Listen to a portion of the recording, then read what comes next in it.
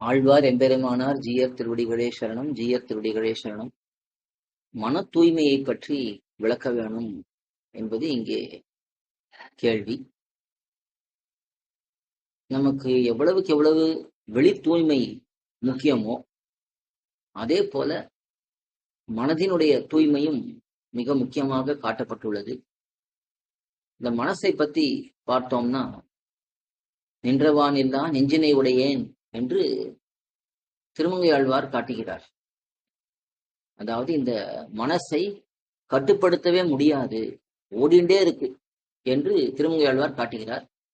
இது பகவான் கண்ணன் பெருமான் தானும் பகவத்கீதையிலே அர்ஜுனனிடத்திலே பேசிக் கொண்டிருக்கும் பொழுது அர்ஜுனனும் சொல்லுகிறான், இந்த காற்றை கூட கட்டுப்படுத்தி விடலாம் போல இருக்காரு கண்ணா, ஆனா மனதை கட்டுப்படுத்தவே முடியவில்லையே என்று அர்ஜுனனும் சொல்லுகிறான். அதே போல சாஸ்திரத்திலே மனுஸ்மிருதியிலேயும் ஒரு முக்கியமான விஷயம் சொல்லப்படுகிறது. இந்த மனசு தான் நமக்கு பந்தத்துக்கும் மோட்சத்துக்கும் காரணமாக இருக்கிறது. நல்ல மனமாக இருந்தால் நம்மை மோட்சத்திலே கொண்டு போய் சேர்க்கும். கெட்ட மனசாக இருந்தால் நம்மை மீண்டும் மீண்டும் இந்த சம்சார சுழலிலேயே மாட்ட வைக்கும் என்று மனு பகவானும் காட்டியுள்ளார். இப்படி எல்லா இடத்திலையும் பார்த்தோம் என்றால் இந்த மனது எவ்வளவு தூய்மையாக இருக்க வேணும் என்பது நமக்கு நன்றாக விளங்குகிறது. வெளியிந்திரியங்களை கூட அடக்கி விடலாம், அதை கூட ஓரளவுக்கு உடம்பை கூட தூய்மையாக வைத்துக் கொண்டு விடலாம். அது சுலபம்தான். ஒரு தடவை குளித்தோம் என்றால் நம்முடைய உடம்பில் இருக்கக்கூடிய அழுக்கெல்லாம் அப்பொழுதைக்கு போய்விடும். ஆனா மனதை தூய்மையாக வைப்பது அவ்வளவு சுலபம் இல்லை. கண்ணு ஓரளவுக்கு தான் பார்க்க முடியும். எதிரே சுவர் இருந்ததுன்னா அதுக்கு அப்பால் என்ன இருக்குங்கிறது மேல கண்ணாலே பார்க்க முடியாது. காது ஓரளவுக்கு தான் கேட்க முடியும். கொஞ்சம் தூரம் ஆயிடுச்சுன்னா அங்கே அவர் என்ன சொல்லுகிறாருங்கிறதே நமக்கு கேட்காது. ஆனா மனசு அப்படி இல்லை. நாம் இங்க இருக்கும் பொழுது மனது எங்கேயோ இருக்கும். இங்கிருந்து உலகமெல்லாம் கடந்து கூட போயிடும். திடீர்னு நமக்கே தோணும் நாம் ஏதோ சொர்க்கலோகத்துல இருக்கோம் அப்படின்னு நமக்கு தோணலாம். நம்ம ரொம்ப பாப்பம் எல்லாம் பண்ணி தப்பு பண்ணணும்னா நமக்கு திடீர்னு தோணும், ஐயோ நம்ம நரகத்திலே இருக்கோம் போல இருக்கே, அவ்வளவு பயமா இருக்கே என்று தோன்றும். அப்படி மனசு நாம் இங்க இருந்தாலும் மனசு எங்கேயோ கூட போறதுக்கு வாய்ப்பு இருக்கு. அதனால இந்த மனதை கட்டுப்படுத்த வேண்டியது மிக மிக அவசியம். அது எப்படி கட்டுப்படுத்தலாம், எப்படி அதை தூய்மைப்படுத்தலாம் என்று பார்த்தோம்னா, அதுக்கு சில விஷயங்களை முக்கியமாக பெரியவர்கள் எடுத்து காட்டுகிறார்கள். இப்ப கண்ணன் பெருமானே பகவத்கீதையிலே என்ன சொல்லுகிறான் என்றால், அபியாசேனது கௌந்தேய என்று அர்ஜுனனை பார்த்து கௌந்தேய என்று அர்ஜுனனை அழைத்து சொல்லுகிறான். அபியாசத்தாலே தான் மனதை நன்றாக நிலைப்படுத்த முடியும், தூய்மைப்படுத்த முடியும். பழக்க வேண்டும், மனதை பழக்க வேண்டும்.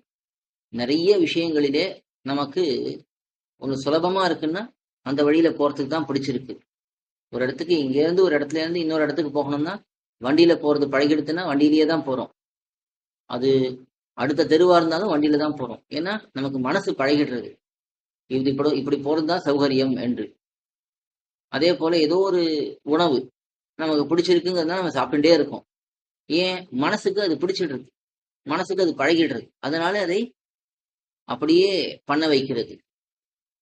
அதே போல மனதை தூய்மைப்படுத்த வேண்டும் என்றால் அதுக்கும் மனதை நன்றாக பழக்க வேண்டும். நல்ல விஷயங்களிலே சத்சங்கங்களிலே நிறைய ஈடுபட வேண்டும். நிறைய சத் விஷயங்களை கேட்டுக்கொண்டே இருக்க வேண்டும். முக்கியமாக ஆகார நியமம். இந்த ஆகார நியமம் என்பது மிக மிக முக்கியம். ஆகார நியமம் இருந்தால்தான் சத்வகுணமே வளரும். சத்வகுணம் வளர வளரத்தான் மனது கொஞ்சமாவது தூய்மையாகும். ஆக இந்த ஆகார நியமத்தை மிகவும் முக்கியமாக கடைபிடிக்க வேண்டும். அது ரொம்ப ஆழமான விஷயம்.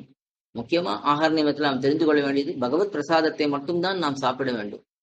எங்கேயோ யாரோ பண்ணி கொடுக்கிறாங்கிறதுனால நாம் அதை சாப்பிடவே கூடாது. அது பெருமாளுக்கு சமர்ப்பிக்கப்பட்டதா, நைவேத்தியம் பண்ணப்பட்டதா என்பதை ஆராய்ந்து பார்த்துதான் நாம் ஒரு பொருளை சாப்பிடவே வேண்டும். இப்படி சாப்பிட்டோம்னாலே நமக்கு கடையிலே சமைக்கப்பட்ட பொருள்களை வாங்குவதுங்கிறது மொத்தமாக போய்விடும். அதுலதான் பல ஆபத்துகள் இருக்கு. நாமே ஏதோ நமக்கு தெரிஞ்ச ஒரு அரிசியை வச்சு ஒரு பிரசாதத்தை பண்ணி ஒரு தயிர் சாதம் சாப்பிட்டாலும் நிம்மதியாக இருக்கலாம். அதை விட்டு நான் ஏதோ ஒரு 500 ரூபாய் கொடுத்து ஒரு விஷயத்த வாங்கி சாப்பிடுறேன்னா அதோட எவ்வளவு ஆபத்து வருதுங்கிறது நமக்கு தெரியாது. உடம்புக்கு ஆபத்துங்கிறது ஒரு பக்கம் இருந்தாலும் அதுக்கு மேலே மனமானது எவ்வளவோ கெட்டு போகிறது. ஏன்னா யாரோ சமைத்த உணவு, அவர்கள் எந்த எண்ணத்தோட சமைத்திருப்பார்களோ, எவ்வளவு கோபம் இருந்திருக்குமோ, எவ்வளவு ஆத்திரம் இருந்திருக்குமோ, என்ன சண்டை போட்டு இருப்பார்களோ, எவ்வளவு ரஜோகுணம் எவ்வளவு தமோகுணம் இருந்திருக்குமோ, அத்தோட அவர்கள் சமைக்கும் பொழுது அந்த தன்மையெல்லாம் இந்த உணவிலே ஏறிவிடும். அதை நாம் சாப்பிட்டோம் என்றால் நமக்கு அதெல்லாம் வந்து கொண்டே இருக்கும். ஆக இந்த ஆகார நியமங்கிறது ரொம்ப முக்கியம். பகவத் பிரசாதமாக கண்டிப்பாக இருக்க வேண்டும் நாம் எது சாப்பிட்டாலும்.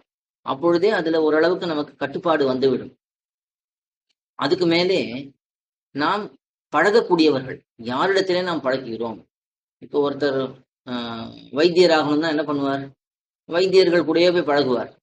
ஒருத்தர் நல்ல கணக்கு போடணும் அப்படின்னா அந்த கணக்கு தெரிந்தவர்களிடத்திலே போய் பழகுவார். அதே போல நமக்கு சத்துவகுணம் வளரணும், மனது தூய்மையாக ஆகணும்னா அப்படி இருக்கிறவர்களுடைய நாம் பார்த்து பார்த்து பழகணும். யாரிடத்துல நாம் பேசுறோம், யாருடைய பழக்க வழக்கங்களை நாம் கடைபிடிக்கிறோம் என்பதெல்லாம் மிக மிக முக்கியம். ஒருத்தரோட ரொம்ப பழகிறோம், நெருக்கமாக பழகிறோம்னா அவர் நல்லவராக இருந்துட்டாலும் நமக்கு நல்லதா போயிடும். அதே அவருக்கு தீய பழக்க வழக்கங்கள், தீய பேச்சுக்கள், தகாத வார்த்தைகளை உபயோகப்படுத்துவது, தகாத செயல்களை பண்ணுவது, இதெல்லாம் இருந்ததுன்னா அந்த பழக்கமும் நமக்கு வந்துடும். அதனாலே நாம் பழகும் பொழுதே இவர் சத்துவகுணத்திலே இருப்பவராக இருக்கிறாரா, எப்பொழுதும் நல்ல விஷயங்களையே பேசுகிறாரா, எப்பொழுதும் நல்ல சிந்தனையோடே இருக்காரா, எப்பொழுதும் பக்தியோடே இருக்காரா, இதெல்லாம் நம்ம ஆராயணும். அப்படி இருக்கிறவர்கள் தான் நம்ம நெருக்கமாக பழகணும். ஆக இந்த சத்சங்கம் என்பது மிக மிக முக்கியமாக நமக்கு தேவைப்படுகிறது. இப்போ ஆகார நியமம், சத்சங்கம், அதுக்கு மேல நம்முடைய மனதிலே என்ன விஷயங்கள் உள்ளே போயிட்டே இருக்குங்கிறத பார்க்கணும். அதுக்குதான் காலக்ஷேபங்கள், பூர்வாச்சாரியர்களுடைய சரித்திரங்கள், ஒரு கூரத்தாழ்வான் எப்படி இருந்தார், ஒரு பெரிய நம்பி எப்படி இருந்தார், ஒரு பராசர பட்டர் எப்படி இருந்தார், இதையெல்லாம் நம்ம கேட்டோம் என்றால் அதை கேட்க கேட்க நமக்கும் அவர்களைப் போல பரந்த மனதோடே, உயர்ந்த பக்தியோடே, நல்ல உள்ளத்தோட, நல்ல நடவடிக்கைகளோட இருக்கணும்னு தோணும். அதே இந்த இவர் எப்படி நடக்கிறார், இவர் என்னென்ன காரியங்களை பண்றார் அப்படின்னு சம்சாரிகள் விஷயத்திலே நாம் அதையே பார்த்துண்டு அதையே கேட்டுண்டு, உலக விஷயத்திலே திரைப்படங்களையோ இல்லை விளையாட்டுகளையோ அதிலே ஆடி பாடுபவர்கள், அதிலே குதிப்பவர்கள், அதிலே அப்படியே ஆக்ரோஷமாக கத்துபவர்கள், அதையே நாம பார்த்துண்டு அவர்களிடத்திலேயே நாம முன்மாதிரியாக வைத்துக்கொண்டு நினைத்து கொண்டு இருந்தோம்னா அப்போ அதே பழக்க வழக்கங்கள் தான் நமக்கு வரும். அதனாலே உலக விஷயங்கள்ல இருக்கக்கூடிய செய்திகளை, அந்த தகவல்களை தவிர்த்து, அதிலே அந்த பொழுதுபோக்கு விஷயங்களிலே ஈடுபடுவதை தவிர்த்து ஆழ்வார் ஆச்சாரியர்களுடைய சரித்திரம், அவர்கள் எப்படி வாழ்ந்தார்கள், எப்படி நடந்தார்கள், அதையே நம்ம திரும்ப திரும்ப கேட்டுட்டு இருந்தோம்னா நம்முடைய மனது நன்றாக தூய்மையாக ஆகும். இப்படி பல விஷயங்கள் மூலமாக இந்த மன தூய்மையை நாம் அடையலாம்.